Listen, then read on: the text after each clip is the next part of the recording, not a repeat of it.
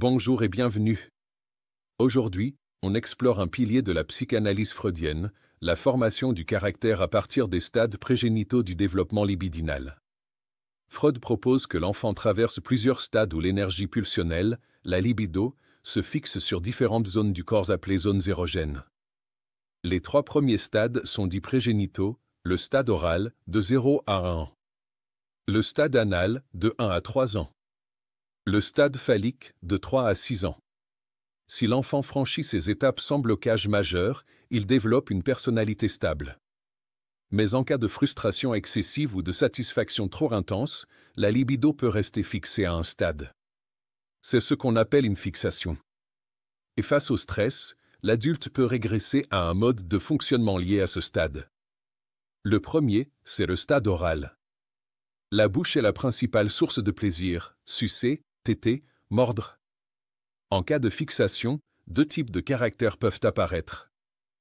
Le type oral passif, dépendant, sociable, gentil, mais aussi affectivement dépendant. Le type oral agressif, plus sarcastique, méfiant et parfois symboliquement mordant. Ces personnes cherchent souvent à être nourries émotionnellement par les autres. Vient ensuite le stade anal, lié à l'apprentissage de la propreté. L'enfant découvre qu'il peut garder ou rejeter, dire oui ou non. Le contrôle devient un enjeu central. Deux formes de caractère se dégagent, le type anal rétentif, ordonné, perfectionniste, rigide. Le type anal expulsif, désorganisé, colérique, provocateur, qui rejette les règles.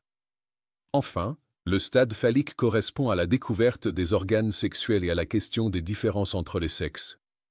C'est aussi la période du complexe d'Édipe.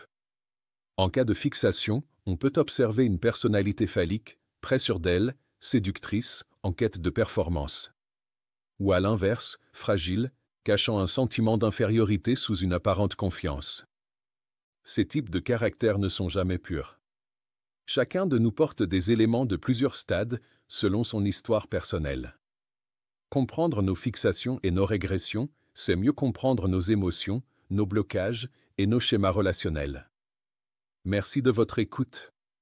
Si ce sujet vous intéresse, pensez à liker, partager et vous abonner pour d'autres contenus sur la psychanalyse et la psychologie. À très bientôt.